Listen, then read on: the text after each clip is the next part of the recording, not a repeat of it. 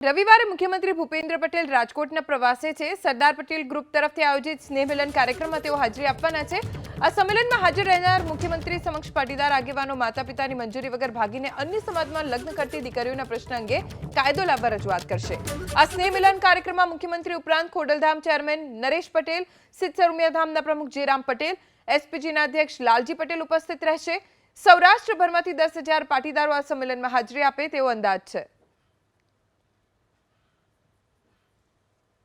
राज्यना मुख्यमंत्री भूपेन्द्रभाई पटेल, सामाजिक संस्थाओं खोडलधाम ट्रस्टना चेरमेन नरेशभाई पटेल, उमियाधाम ट्रस्ट सिद्धसरना प्रमुख जयरामभाई पटेल तेमज एसपीजीना राष्ट्रीय अध्यक्ष लालजीभाई पटेल, समाजना सामाजिक संगठनों, सामाजिक संस्थाओं, अग्रणी उद्योगपतिओ तमाम लोको ने बहुड़ी संख्या में पाटीदार समाजना लोको अहींया उपस्थित रहेवाना छे। उद्देश्य समाजनुं आ संगठन जे छे वधु ने वधु मजबूत बने અને જરૂરિયાતમંદ જે લોકો છે અને વધુને વધુ અમે મદદ કરી શકીએ એ હેતુથી અમે સ્નેહ મિલનનું આયોજન કર્યું છે। આ ભૂતકાળની અંદર પણ જ્યારે 4 મહિના પહેલાં મહેસાણાની અંદર સ્નેહ મિલનનું આયોજન કર્યું હતું એની અંદર પણ અમે મુખ્યમંત્રીશ્રીને રજૂઆત કરી હતી।